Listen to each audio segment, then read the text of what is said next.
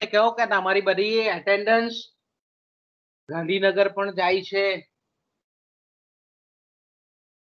એટલે તમારા ગ્રુપમાં મેસેજ મૂકો કે ભાઈ હાજર મેક્સિમમ રહો, કારણ કે નહીં તો પછી હાજરીને લગતા પ્રશ્ન ઉભા થાય. ઓકે, આપણે જેટલા છે તેટલા આપણે આપણી રીતે ચાલુ રાખીએ, કારણ કે તમે ખૂબ અગત્યના વિદ્યાર્થી છો મારા માટે અને આપણા કોલેજ માટે. ઓકે, તો આપણે લાસ્ટ પીરિયડમાં નિસર્ગવાદ, બરાબર, પ્રકૃતિવાદ, જેને આપણે ફિઝિયોક્રેસી કહીએ છીએ, એ ફિઝિયોક્રેસી વિશે આપણે અભ્યાસ કરતા હતા. આપણું જે પેપર 7A જે છે તેમાં આર્થિક વિચારધારાનો જે ઇતિહાસ છે, એ આર્થિક વિચારધારાના ઇતિહાસમાં આપણે એમ કહી શકીએ કે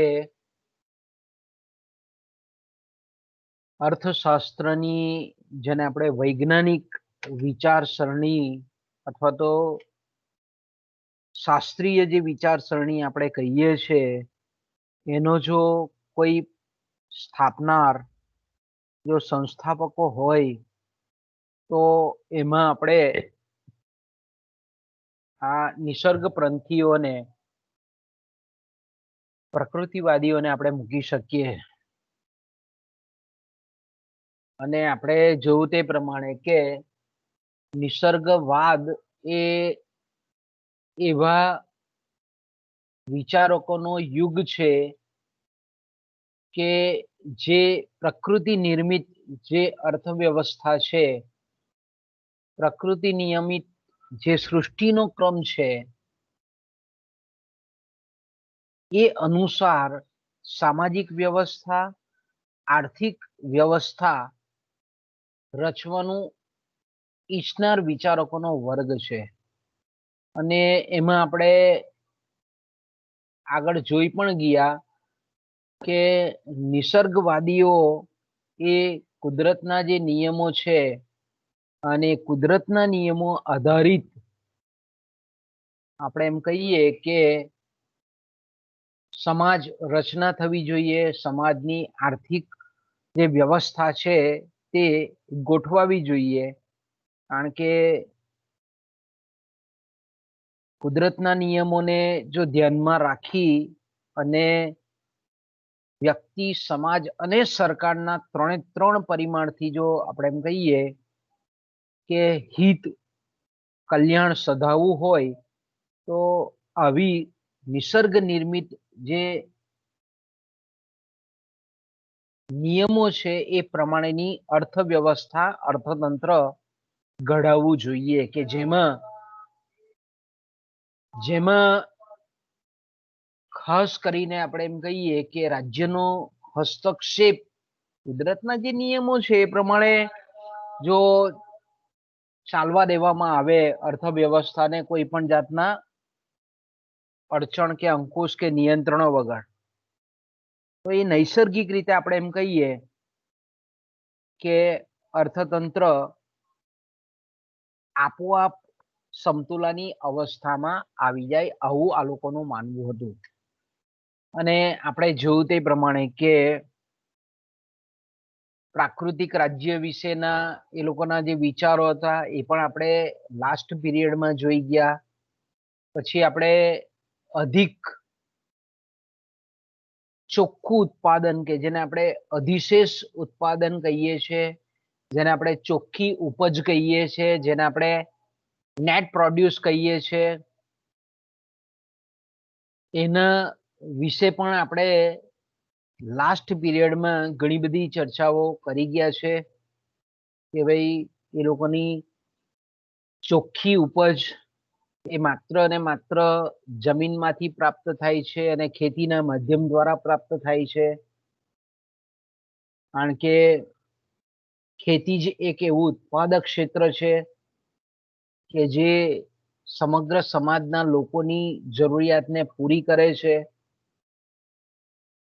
ઉદ્યોગ અને જે કંઈ પણ આપણે કહીએ છીએ કે કારખાનેદારી છે, વેપાર છે, એ કૃષિ જે પેદાશો છે એનું માત્ર અને માત્ર વિનિમય મૂલ્ય વધારે છે.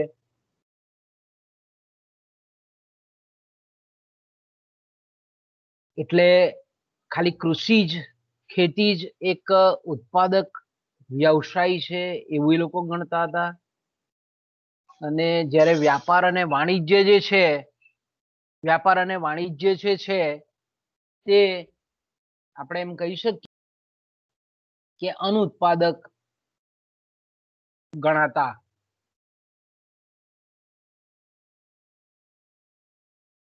તો આપણે એમ કહી શકીએ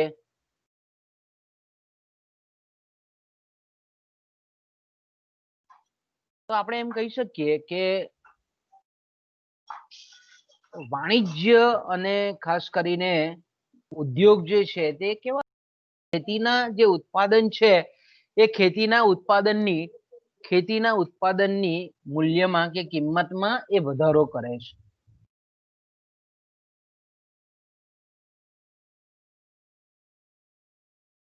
કારણ કે ખેતી જે છે તે ખાસ કરીને મેં કીધું તેમ કે જે ઉત્પાદન કરે છે, ઉદ્યોગ શું કરે છે, એનો કાચો માલ તરીકે વપરાશ કરે છે. એટલે કાચા માલનું રૂપાંતરણ તૈયાર માલમાં કરે છે. એ ચોખ્ખું કઈ ઉપજ નથી, એ એકચ્યુઅલી વસ્તુનું રૂપાંતરણ છે, કોઈ અધિશેષ ઉપજ નથી એવું એ લોકો કહેતા. એટલે આપણે એમ કહીએ કે ઉત્પાદન એ લોકોની દ્રષ્ટિએ, પ્રકૃતિવાદી નિસર્ગવાદીઓની દ્રષ્ટિએ આપણે એમ કહીએ કે ઉત્પાદન એટલે ખર્ચ જતા જે વધારાનું ઉત્પાદન થાય તેને એ લોકો ઉત્પાદન કહેતા, અધિશેષ ઉત્પાદન કહેતા. અને તે માત્ર જેને આપણે ભૌતિક વસ્તુઓનું ઉત્પાદન એના પરિપ્રેક્ષ્યમાં એ લોકોએ એ શબ્દને ઉપયોગ કરેલો છે. એટલે એવી આર્થિક ઉત્પાદનની પ્રવૃત્તિ કે પ્રક્રિયા કે જેમાં ખર્ચ જે થાય છે એના કરતા પણ જો વધારે ઉત્પાદન થાય તો તેને આપણે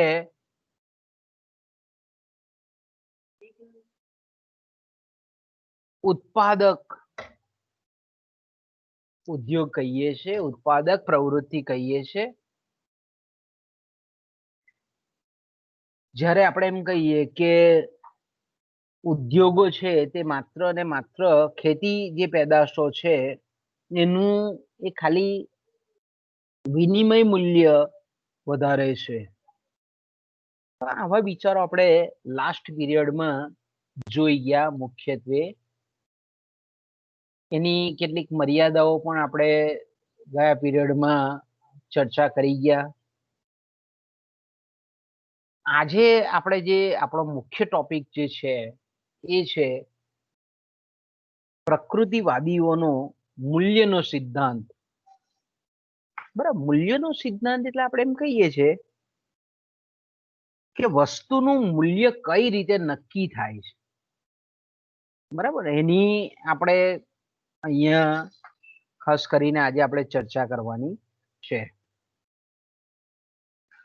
તો મૂલ્ય ખાસ કરીને આપણે કહીએ તો, કારણ કે વ્યાપારવાદી વિચારધારા પહેલાની જે વિચારધારા છે, મધ્યકાલીન જે વિચારધારાને આપણે કહીએ છીએ, મધ્યકાલીન વિચારધારામાં આપણે આગળ જોઈ ગયા તે પ્રમાણે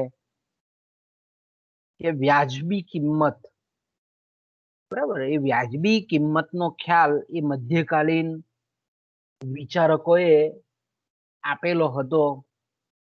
જે just price and just veg, આપણે એમ કહીએ ને કે યોગ્ય ભાવ, યોગ્ય વળતર.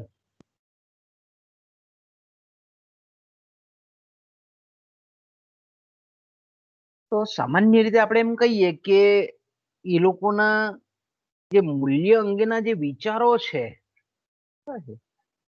એ જેને આપણે કહીએ ક્રમબદ્ધ, વ્યવસ્થિત, જેને આપણે કહીએ કે એ બધા નથી, પણ છૂટાછવાયા વિચારો એ લોકોના છે. પણ અમુક જે લોકોના વિચારો છે તે ખરેખર આપણે એમ કહીએ કે ત્યાર પછી આ જેને આપણે મૂલ્યનો સિદ્ધાંત કહીએ છીએ, કિંમત નિર્ધારણનો સિદ્ધાંત કહીએ છીએ, એની રચનામાં કંઈક અંશે આપણે એમ કહીએ કે આ લોકોનું પ્રદાન છે એમ આપણે કહી શકીએ.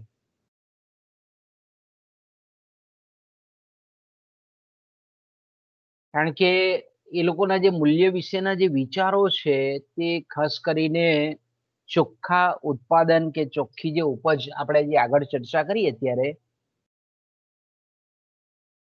એનો જ એક વિચારોનો જ ભાગ છે, અધિશેષ ઉત્પાદનના વિચારોનો જ એક ભાગ છે એમ આપણે કહી શકીએ.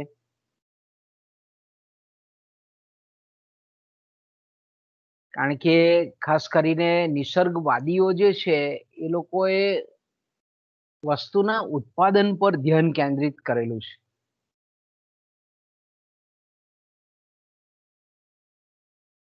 અને નિસર્ગવાદીઓની આપણે એમ કહીએ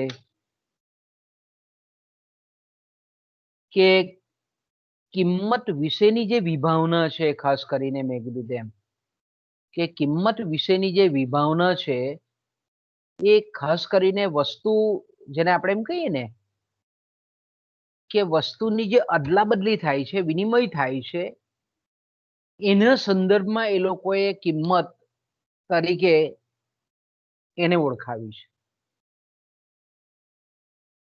એટલે વસ્તુની જે વિનિમય થાય, અદલા બદલી થાય, એક્સચેન્જ થાય, એ એની પ્રાઇસ છે એવું નિસર્ગવાદના પ્રણેતા તરીકે ક્વેઝન કે જેને આપણે કેવેને કહીએ છીએ એવું એ લોકો માનતા હતા, ખાસ કરીને કેવેને માનતા હતા. બીજું એ લોકોનું જે માનવું હતું તે કે ભાઈ પ્રકૃતિવાદીઓ ની જે માન્યતા હતી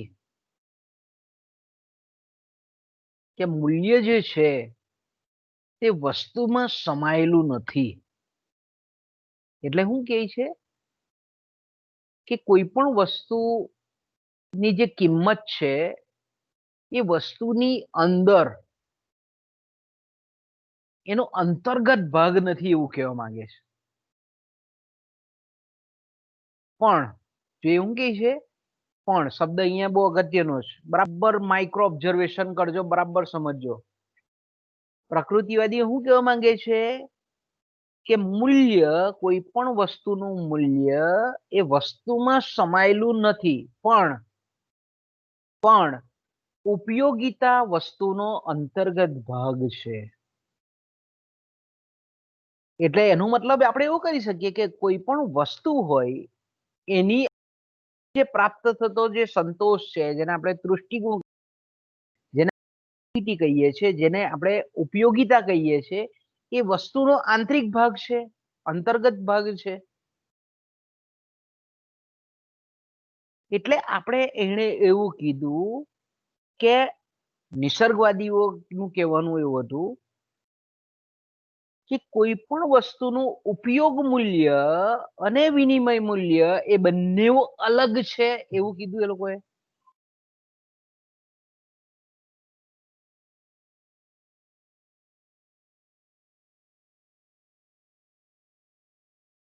વસ્તુનું ઉપયોગ મૂલ્ય અને વિનિમય મૂલ્ય વિશે બંને વિશે લોકો માહિતગાર હતા કે ભાઈ ખાલી એ લોકોનું જે મૂળભૂત કહેવું એવું હતું કે કોઈ પણ વસ્તુનું મૂલ્ય જ્યારે નક્કી થતું હોય એ વસ્તુની અંદરથી નથી નક્કી થતું.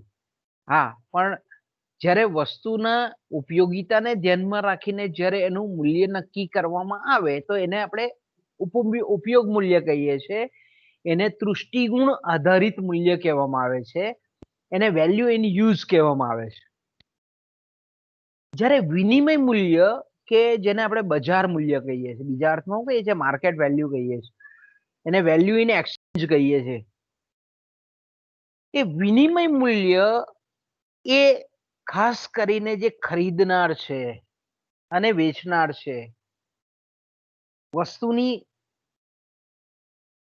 ગરજ પૂરી પાડવાની જે તીવ્રતા છે અને વસ્તુનું ઉપયુક્તતા છે, અથવા તો જેને આપણે પુરવઠો કહીએ છીએ તે જ, એના આધારે આપણે એમ કહીએ કે વસ્તુનું વિનિમય મૂલ્ય નક્કી થાય છે. અને ખૂબ સરસ રીતે એ લોકોએ કીધું છે કે ભાઈ જે વસ્તુ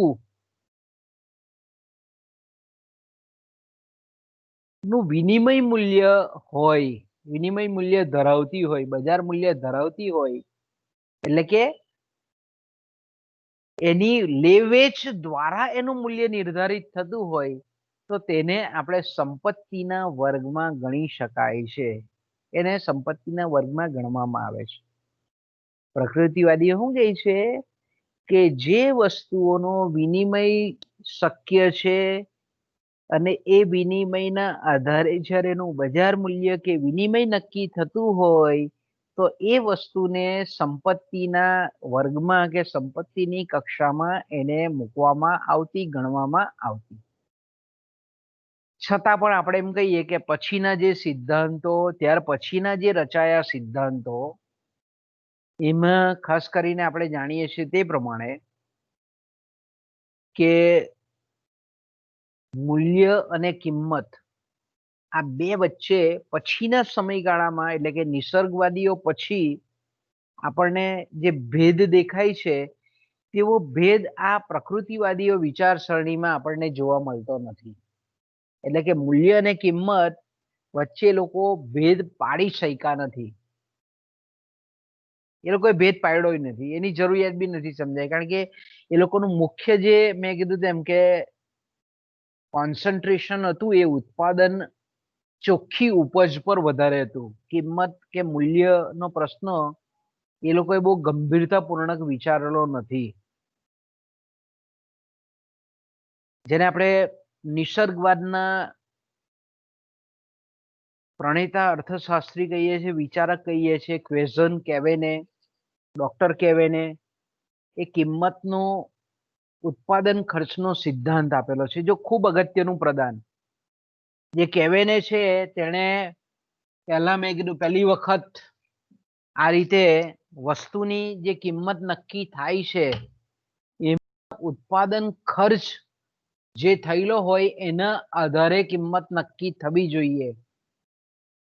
અને વસ્તુની જે કિંમત નક્કી થાય છે, વસ્તુનો જે ભાવ નક્કી થાય છે, અને એના માટે જે કંઈ પણ ઉત્પાદન ખર્ચ નક્કી થાય છે એ નો જે સિદ્ધાંત આપેલો છે એને આપણે ઉત્પાદન ખર્ચનો સિદ્ધાંત કહીએ છીએ. એની શરૂઆત સર્વપ્રથમ મેં કીધું તેમ કે ફ્રાન્સવા ક્વેઝન એટલે કે કેવેને કરેલી છે. એણે પહેલો સિદ્ધાંત આપેલો છે. હવે આનો આપણા અત્યારના સંદર્ભમાં એનો તર્ક સમજીએ કે ધારો કે અહીંયા શું કહેવા માંગે છે, ક્વેઝન શું કહેવા માંગે છે કે વસ્તુનું કિંમત, વસ્તુના ભાવ જે નક્કી થાય છે એ વસ્તુને કરવા માટેનો જે ખર્ચ થાય છે એ ખર્ચને ધ્યાનમાં રાખીને નક્કી થાય, જે ખર્ચનો સરવાળો છે. એટલે આપણે એમ કહી શકીએ કે ઉદ્યોગોમાં જે ઉત્પાદિત જે વસ્તુ છે દ્વારા, આપણે એમ કહીએ ને કે ઉદ્યોગો દ્વારા એટલે હું, તો આપણે આગળના વિચાર પર પાછું કહીએ કે એ લોકોએ ઉદ્યોગ, વેપાર, વાણિજ્ય, કારખાનાઓ આ બધાને શું ગણેલું હતું? અનુત્પાદક ગણેલા હતા. અને એ લોકોએ શું કીધેલું હતું નિસર્ગવાદીઓએ કે આ બધા અનુત્પાદક ક્ષેત્રો છે, અનુત્પાદક વિભાગો છે અર્થતંત્રના. તો આવા જે અનુત્પાદક વિભાગ દ્વારા જે કંઈ પણ વસ્તુનું ઉત્પાદન થાય છે એ એકચ્યુઅલી શું છે તો કે ભાઈ ઉત્પાદક જે વર્ગ છે, અર્થતંત્રનો જે ઉત્પાદક વ્યવસાય છે, ઉત્પાદક ધંધો જે ખેતી છે, એની પેદાશોનું એ સ્વરૂપાંતર કરે છે ખાલી, એનું વિનિમય મૂલ્ય વધારે છે. એટલે અહીંયા ક્વેઝન આપણને એવું કહેવા માંગે છે, કેવેને આપણને એવું કહેવા માંગે છે, જો હું ક્વેઝન કે કેવેને શબ્દ વાપરું છું તે બંને એક જ વ્યક્તિ છે. ફ્રાન્સની ભાષામાં એને ક્વેઝન કહીએ છીએ, આપણે ઇંગ્લિશમાં અને ગુજરાતીમાં એનું ટ્રાન્સલેશન કરીએ છીએ તો એને કેવેને શબ્દ વાપરીએ છીએ અહીંયા.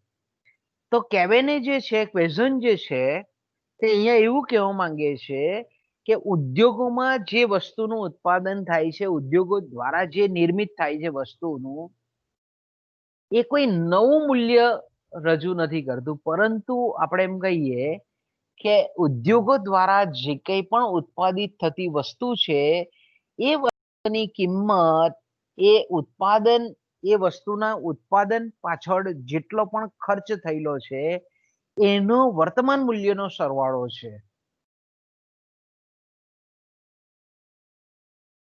એટલે કે બીજા અર્થમાં જો આપણે એમ કહી શકીએ કે ઔદ્યોગિક જે ચીજો છે એના જે ભાવો છે, ઉત્પાદિત થયેલી જે ચીજો છે તેના ભાવો જે છે તે એ વસ્તુને ઉત્પાદન કરવા માટે જે વસ્તુ કે સાધનો વપરાયેલી છે એની જે કિંમતો છે એનો સરવાળો છે.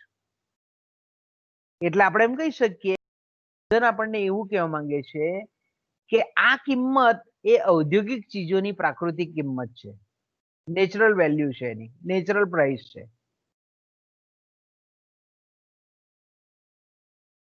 આ ચર્ચા બધી તમારા મગજમાંથી ઉપર થઈ ગઈ હશે. એક સિમ્પલ ઉદાહરણ લઈએ એટલે આપણને ખબર પડે. ઓકે, ધારો કે આપણે એમ કહીએ કે ખેતી છે, બરાબર, કૃષિ ક્ષેત્ર છે. નિસર્ગવાદી શું કહેતા હતા કૃષિને, ખેતી ક્ષેત્રને? તો કે ભાઈ ઉત્પાદક ક્ષેત્ર ગણતા હતા, ઉત્પાદક નો વ્યવસાય ગણતા હતા, એ જેમાંથી અધિશેષ ઉત્પાદન થાય છે, એમાંથી ચોખ્ખું ઉત્પાદન થાય છે. ધારો કે આપણે એમ કહીએ કે કપાસ છે, બરાબર, ખેતી ક્ષેત્રમાંથી કપાસનું ઉત્પાદન થાય છે.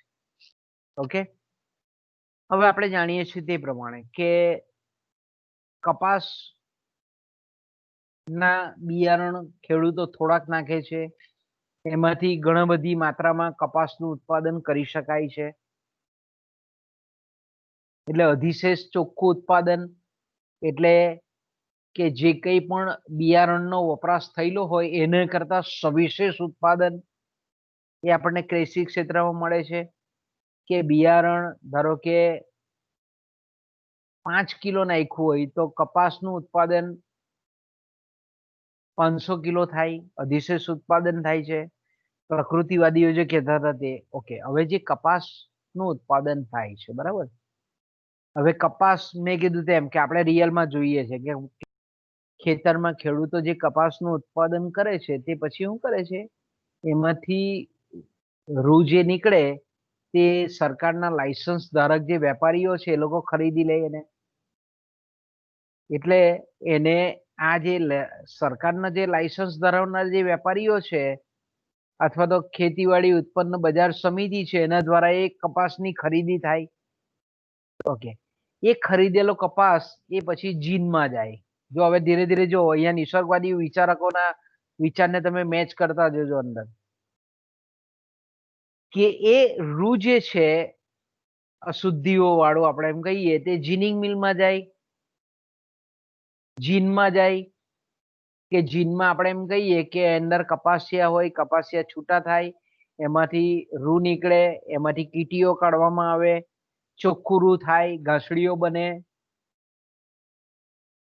એ ઘાસડીઓ પછી આપણે એમ કહીએ કે ઘાસડીઓ પણ વેચાય અને ઘાસડીઓમાંથી સ્પિનિંગ મિલમાં એ રૂની ઘાસડીઓ જાય કે જેમાંથી દોરા વણાય, જેને આપણે સુતરાઉ દોરા કહીએ, કોટન કહીએ.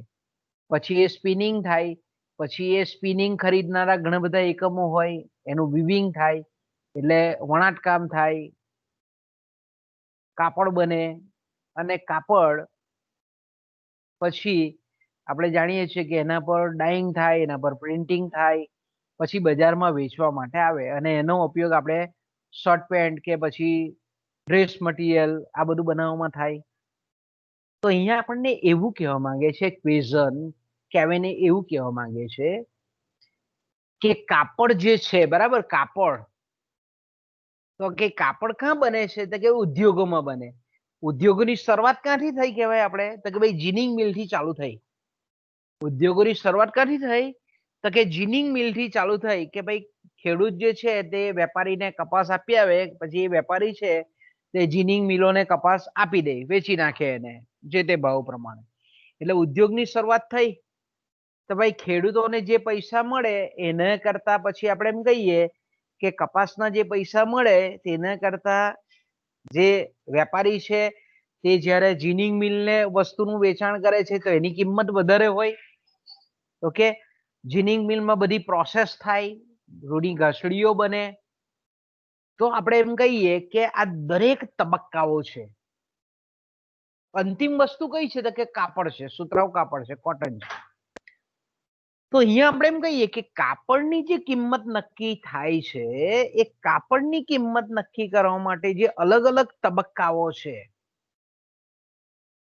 અલગ અલગ વચગાળાની વસ્તુઓ છે, અર્ધ તૈયાર વસ્તુઓ છે, એ અર્ધ તૈયાર વસ્તુઓને ઉત્પાદન કરવાનો જે ખર્ચ છે, એટલે આપણે જાણીએ છીએ કે ભાઈ વેપારી છે તે વેપારી જ્યારે રૂ ખરીદે છે ત્યારે આપણે એમ કહીએ કે ઘણા બધા માણસોને રાખે, વાહન વ્યવહારના સાધનો રાખે, ગોડાઉન ભાડે રાખે, તો એને ખર્ચ લાગવું પડે ને. ઓકે, એ પછી આપણે કહીએ કે જીનમાં મોકલવામાં આવે તો જીનમાં ઘણા બધા મશીનો હોય, આધુનિક મશીનરી હોય, માણસો હોય, પ્લાન્ટ બનાવેલો હોય, તો તેનો ખર્ચ લાગવું પડે. તો આપણે એમ કહીએ કે રૂમાંથી જ્યારે કાપડ તૈયાર થાય છે તો ઘણો બધો આ રીતે, આને આપણે ઇન્ડસ્ટ્રીયલ પછી ગુડ્સ કહીએ છીએ. ઉદ્યોગોમાં વણાય છે કાપડ એટલે ઔદ્યોગિક ચીજ કહીએ છીએ. તો આમાં જે તબક્કે જેટલો પણ ખર્ચ થયેલો હોય એ બધા ખર્ચનો ટોટલ કરવામાં આવે તો એ જે ઔદ્યોગિક ચીજોની કિંમત છે તેને નિસર્ગવાદીઓએ પ્રાકૃતિક કિંમત, નેચરલ વેલ્યુ તરીકે ઓળખાવી. એટલે પ્રકૃતિવાદીઓ, નિસર્ગવાદીઓએ પ્રાકૃતિક કિંમત એટલે એ ઉત્પાદન ખર્ચના સિદ્ધાંતનો જ એક ભાગ છે એમ આપણે કહી શકાય. એટલે ઉત્પાદન ખર્ચ જે થાય છે દરેક તબક્કામાં એનો સરવાળો કર્યા પછી જે મૂલ્ય નક્કી થાય એને ઉત્પાદન ખર્ચના સિદ્ધાંત આધારિત વસ્તુનું મૂલ્ય નિર્ધારણ કહીએ છીએ, વસ્તુ નિર્ધારણ કહીએ છીએ. એને જ આપણે બીજા અર્થમાં કહીએ તો પ્રાકૃતિક કિંમત પણ કહેવામાં આવે છે. એને જ આપણે કહીએ છીએ ઉપયોગ મૂલ્ય. આ રીતે જે નક્કી ઉત્પાદન ખર્ચના અંતે જે મૂલ્ય નક્કી થાય તેને આપણે કહીએ છીએ ઉપયોગ મૂલ્ય, વિનિમય મૂલ્ય. સોરી, પ્રાકૃતિક કિંમત ઉત્પાદન ખર્ચના સિદ્ધાંતને આધારે નક્કી થતું મૂલ્ય. ઓકે, હવે આપણે જાણીએ છીએ તે પ્રમાણે કે વસ્તુની જે કિંમત છે અને વાસ્તવમાં બંને વચ્ચે ભેદ છે. બરાબર, દાખલા તરીકે આપણે કોઈ જગ્યાએ જતા હોય ને કદાચ પગ સ્લીપ થઈ જાય ને લોહી નીકળવા માંડે, બરાબર, પગમાંથી આપણે એમ કહીએ તો તરત આપણે એમ કહીએ કે શું કરીએ, આપણે માટી હોય તો માટીને એ ઘા પર લગાવી દઈએ એટલે લોહી બંધ થઈ જાય. તો એ શું છે, એનું મૂલ્ય છે, માટીનું મૂલ્ય છે. ઓકે, હવે એ માટીમાંથી જ્યારે કુંભાર જ્યારે માટલા બનાવે, ઓકે, અને માટલાનું વેચાણ કરે તો એ માટીની કિંમત નક્કી થાય. સીધે જ મૂલ્ય અને કિંમત વચ્ચે બેઝિકલી ફેર છે કે ભાઈ કોઈ ઝાડ છે, કોઈ ઝાડની નીચે આપણે બેસીએ અને ઉનાળાનો બળવડતો તાપ હોય તો આપણે ઝાડનું મૂલ્ય કેટલું બધું આપણને લાગે કે વાહ સરસ ઠંડક આવે છે. પુષ્કળ 44-45 ડિગ્રી તાપમાન હોય ને એની નીચે આપણે ઝાડની નીચે બેસીએ તો એ ઝાડનું બહુ મૂલ્ય હોય. એના ઉપર પક્ષીઓ રહેતા હોય એનું મૂલ્ય, એ ઝાડનું મૂલ્ય એ પણ હોય. છાંયો આપે, શુદ્ધ ઓક્સિજન આપે, વાતાવરણના કાર્બન ડાયોક્સાઇડને શોષી લે, તો આ એનું મૂલ્ય છે એ ઝાડનું. એ વડનું હોય કે પીપળાનું હોય કે XYZ કોઈ પણ ઝાડ હોય. પણ જ્યારે આપણે એમ કહીએ કે એ ઝાડને કાપીને લાકડામાંથી ફર્નિચર બનાવવામાં આવે અને એ જે કિંમત વેચાય એની આપણે કિંમત કહી શકીએ. તો કિંમત અને મૂલ્ય વચ્ચે ભેદ છે. આપણે એમ કે ને વસ્તુની કિંમત અને વસ્તુના મૂલ્ય વચ્ચે ભેદ છે. કે દાખલા તરીકે તમે કોઈ જગ્યાએ આપણે એમ કહીએ કે ભવિષ્યમાં તમે કોઈ જગ્યાએ નોકરી જશો, બરાબર, તો તમને દર મહિને પગાર નક્કી કરવામાં આવે કે ભાઈ 10,000 રૂપિયા તમારો પગાર. ઓકે, તો તમારી કિંમત કેટલી થઈ કે ભાઈ, કિંમત જો શબ્દ બરાબર સમજો, આ સમજવા માટે ઉદાહરણ આપું છું ખાલી ઓફ ધ આપણે અભ્યાસક્રમની બહારનું ઉદાહરણ કે તમારી કિંમત 10,000 રૂપિયા જેટલી થાય. હા, પણ તમે તે જગ્યાએ જ્યાં નોકરી કરો છો, જોબ કરો છો, ત્યાં તમે ખૂબ સરસ કામ કરો છો, એટલું મસ્ત કામ કરો છો કે તમારા વગર એ સંસ્થાને ચાલી શકે એવું નથી.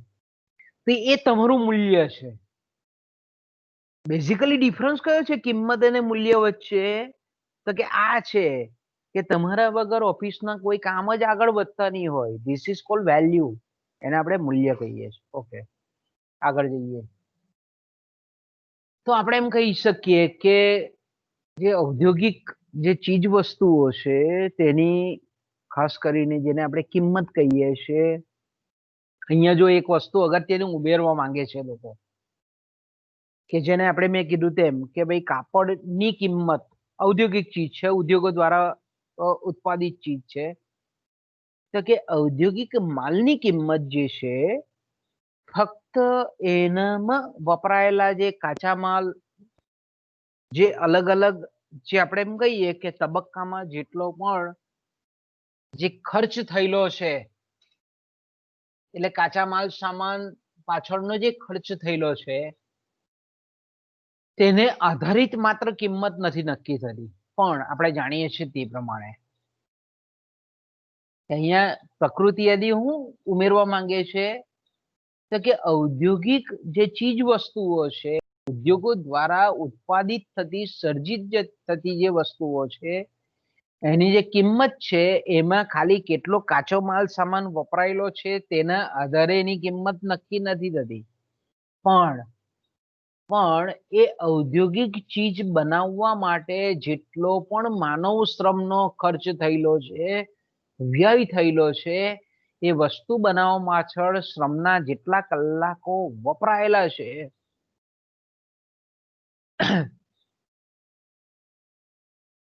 એના પર પણ આધારિત નથી, પણ એ વસ્તુ બનાવવા માટે જે શ્રમિક શ્રમ ખર્ચ કરે, વ્યય કરે છે, માનસિક અને શારીરિક શ્રમનો ખર્ચ કરે છે, તો એ શ્રમિક જે પોતાની શક્તિનો ઉપયોગ કરે છે, માનસિક શારીરિક શક્તિનો ઉપયોગ કરે છે, તો એ શ્રમિકને માનસિક શારીરિક શ્રમ ખર્ચ એનું પાછું એક એ જે શક્તિનો વ્યય કરે છે એ પાછું પ્રાપ્ત કરવા માટે, એટલે બીજા અર્થમાં આપણે એમ કહીએ કે શ્રમિક જે કંઈ પણ ઘસારો બોડીને વેઠે છે, બરાબર છે, શારીરિક માનસિક રીતે, તો એ શ્રમિક છે તે વ્યવસ્થિત રીતે જીવી શકે, તંદુરસ્તમય જીવી શકે, એ જીવવા માટે કેટલી સંપત્તિ કેટલા નાણાંની કે કેટલા ધનની આવશ્યકતા છે એના પર ઔદ્યોગિક વસ્તુની કિંમતનો આધાર છે. આપણને સમજવામાં થોડું તમને અઘરું લાગતું હશે. આના પછીનો જે સિદ્ધાંત છે એડમ સ્મિથે આપેલો, બરાબર, આના પછી જો આપણું ચેપ્ટર છે પ્રશિષ્ટ અર્થશાસ્ત્રીય વિચારધારા, અને એમાં પણ આપણે જેને અર્થશાસ્ત્રના પિતા એડમ સ્મિથ કહીએ છીએ, એ એડમ સ્મિથના વિચારો આના પછીનો જ આપણો ટોપિક છે.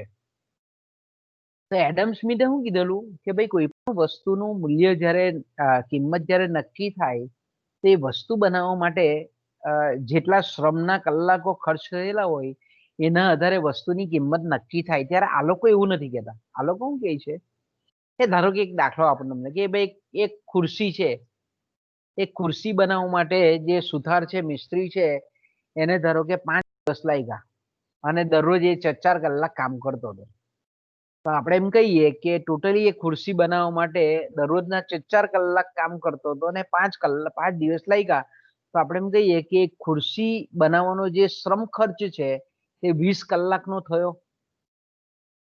તો 20 કલાકનું કલાક દીઠ શ્રમનું જો આપણે એમ કહીએ કે 100 રૂપિયા જો મૂલ્ય હોય, તો 20 કલાક એટલે 20 ગુણ્યા 100 એટલે 2000 રૂપિયા શ્રમ ખર્ચ થયેલો છે.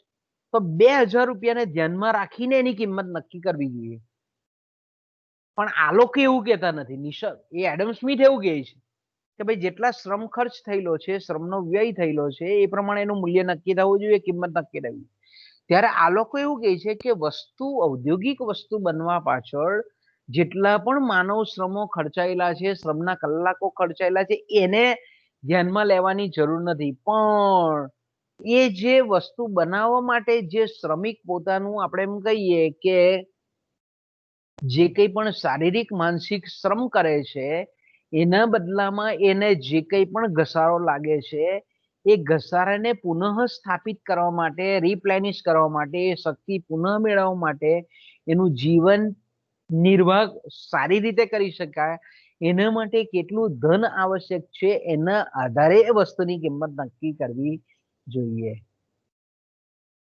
એટલે આપણે એમ કહીએ ને કે આ લોકોના વિચાર એક બાજુ વસ્તુનું મૂલ્ય કે વસ્તુની કિંમત ઉત્પાદન ખર્ચને ધ્યાનમાં રાખીને કરે છે, બીજી બાજુ આપણે જોઈએ છે કે એની શ્રમ જે એ વસ્તુ બનાવવા માંગે છે એ શ્રમ જેટલો પણ ખર્ચ કરે છે, શ્રમ ખર્ચ કરે છે, એ શ્રમિકોને ઉત્પાદનના સાધન તરીકે માનવી જે શ્રમિક છે, માનવ શ્રમ છે, માનવ શ્રમને જીવન માટે કેટલું ધન આવશ્યક છે. એટલે આપણે એમ કહી શકીએ કે આપણે શરૂઆતમાં જ કીધું કે મૂલ્ય વિશેના વિચારો કેવા છે, બહુ સચોટ ચોક્કસ નથી. આપણે અલગ અલગ એંગલથી આપેલા એ લોકોના વિચારો દેખાય છે. એક આપણે એમ કહીએ ને કે એના વિચારોમાં જે આપણને સાતત્ય જોવા મળે એવું સાતત્ય આપણને દેખાતું નથી. એટલે આમ બધી બાજુના વિચારો એ લોકો કરતા હોય એવું આપણને લાગે છે. પણ ટૂંકમાં આપણે આ બધી ચર્ચા પરથી આપણે એવું કહી શકીએ કે જે પ્રકૃતિવાદીઓ હતા, આવા નિસર્ગપંથીઓ હતા, એ લોકો વસ્તુનું મૂલ્ય કેવી રીતે નક્કી થાય છે એની કરતા કેવી રીતે બદલાય છે એ વિશે એ લોકો મુખ્ય કહેવા માંગતા હતા. અને ખાસ કરીને એ લોકોનું જે કહેવાનું છે મૂલ્ય વિશે વિચારો દ્વારા આપણે એવું કહી શકીએ કે જે વસ્તુમાં વૈવિધ્યતા આપણને જોવા મળે છે, બરાબર છે, વસ્તુમાં જે વિકલન જોવા મળે છે, અલગ અલગ પ્રકારની જે વસ્તુ જોવા મળે છે. બીજું આપણે એમ કહીએ કે સમયાંતરે વસ્તુની જે અછત પ્રવર્તે છે, એનો પુરવઠો જે ઓછો હોય છે, અથવા તો આપણે એમ કહીએ કે ગ્રાહકો વચ્ચેની પરસ્પરની સ્પર્ધા હોય કે વસ્તુના જે ઉત્પાદકો છે એ ઉત્પાદકોની જે પરસ્પરની સ્પર્ધા છે, આ બધા જે પરિબળો છે એ વસ્તુનું મૂલ્ય અથવા તો વસ્તુની કિંમત બીજા અર્થમાં આપણે એમ કહીએ તો બદલાવા પાછળના મુખ્ય જવાબદાર પરિબળો છે. અને એ લોકો આ બાબતને વિચાર કરતા હતા. તો અહીંયા તમે વિચાર કરો કે આ 18મી સદીના વિચારો છે. તો 18મી સદીમાં આ લોકોએ જ્યારે આપણે એમ કહીએ કે વસ્તુની કિંમત વિશેના આવા અચળતા, અચોક્કસ અથવા તો અસાતત્યપૂર્ણ જે વિચારો કર્યા, છતાં પણ આ લોકોના વિચારો પરથી પછી કિંમત નિર્ધારણના સિદ્ધાંતો ઘણા બધા શોધાયા. જેને મૂલ્ય નિર્ધારણના આપણે થિયરીઓ કહીએ છીએ, મૂલ્ય નિર્ધારણના સિદ્ધાંતો કહીએ છીએ, કે પછીથી આ લોકોના વિચારો તમે જુઓ કે ભાઈ વસ્તુનું કિંમત નક્કી કરવામાં વસ્તુની વિવિધતા, કે દાખલા તરીકે આપણે એમ કહીએ કે મારુતિ કંપની છે. હવે મારુતિ કંપની એક કાર બનાવે છે, તેની કિંમત 2 લાખ રૂપિયા છે. બીજી મારુતિ કંપની જ બનાવે છે કાર, એની કિંમત 6 લાખ રૂપિયા છે. ત્રીજી મારુતિ કંપની જ બનાવે છે ત્રીજી કાર, અલગ પ્રકારનું મોડલ, એની કિંમત 12 લાખ રૂપિયા છે. તો કે વસ્તુ એક જ બનાવનાર પ્રોડ્યુસર છે, પણ વસ્તુમાં વિવિધતા છે એટલે એની કિંમતો જુદી છે. ઓકે, અત્યારે આપણે બજારમાં જઈએ છીએ તો બજારમાં ટમેટાના ભાવ 50 રૂપિયા કિલો છે. કોઈ પણ શાકભાજી લેવા જઈએ 50 રૂપિયા કિલો છે. કેમ? તો કે ભાઈ અત્યારે શાકભાજીની શોર્ટેજ છે, પુરવઠો ઓછો છે, એટલે આપણને ચીજ વસ્તુઓના ભાવ ઊંચા દેખાય. ત્રીજું આપણે એમ કહીએ કે ખરીદીમાં સ્પર્ધા, કે ભાઈ શાકભાજીનો પુરવઠો ઓછો છે પણ ગ્રાહકો વધારે જ છે. આપણે કહીએ કે આપણે જે વપરાશ કરીએ છીએ જીવન આવશ્યક વસ્તુ છે, એટલે આપણે એનો જે વપરાશ કરીએ છીએ એ આપણે ઘટાડતા નથી. ખરીદીમાં આપણે એમ કહીએ કે ખરીદ કરનાર ગ્રાહકોની સંખ્યા વધારે છે શાકભાજી ખરીદવામાં, વેચાણ કરનારા ઓછા છે પણ પરસ્પર હરીફો છે. તો આ બધું આપણે એમ કહીએ કે આ બધા પરિબળો ભેગા થઈ અને વસ્તુની કિંમત આપણને બદલાતી જતી જોવા મળે છે. વસ્તુના ભાવો આપણને ચડાવ ઉતાર થતા જોવા મળે છે. એટલે આપણે એમ કહી શકીએ કે આ લોકોએ હવે વિચારો આપેલા છે, પરથી આપણે એમ કહીએ કે માર્શલે પછી જે વિચારો આપ્યા કે કોઈ પણ વસ્તુની કિંમત એ 2 પરિબળો દ્વારા નક્કી થાય છે, એ વસ્તુની કુલ માંગ અને એ વસ્તુનો કુલ પુરવઠો, જેને આપણે મૂલ્ય સિદ્ધાંત કહીએ છીએ. એટલે આના જે બીજ આપણને દેખાય છે આ વિચારસરણીના સિદ્ધાંતના, તે આપણને અહીંયા જોવા મળે છે પ્રકૃતિવાદી વિચારોમાં જોવા. છતાં પણ આપણે એમ કહીએ કે મૂલ્ય વિષયક જે લોકોના વિચારો હતા બહુ મેચ્યોર હતા નહીં. ખાસ કરીને આપણે જાણીએ છીએ તે પ્રમાણે કે વસ્તુનું બજારમાં મૂલ્ય, કે જેને મેં કીધું તે માર્કેટ વેલ્યુ, માર્કેટ પ્રાઇસ, અથવા તો એને આપણે વિનિમય મૂલ્ય કહીએ છીએ, બજાર મૂલ્ય કહીએ છીએ, એ કઈ રીતે નક્કી થાય છે એ માટે આ નિસર્ગપંથીઓ, નિસર્ગવાદીઓ ખાસ કરીને બજારમાં જે ખરીદનારાઓ છે અને વેચનારાઓ છે એ લોકોના પરસ્પરના હરીફાઈના તત્વોને લીધે આપણે એમ કહી શકીએ કે બજાર મૂલ્ય એ નક્કી થતું આપણને જોવા મળે છે. તો મિત્રો આપણે અહીંયા થોડુંક અટકીએ, આપણે પછી બપોર પછી પાછા જોઈશું. અહીંયા પાછા ટીવાય નો લેક્ચર છે એટલે અત્યારે આપણે અટકીએ, બરાબર ને? બપોર પછી 2:15 પાછો આપણો પીરિયડ છે, બરાબર?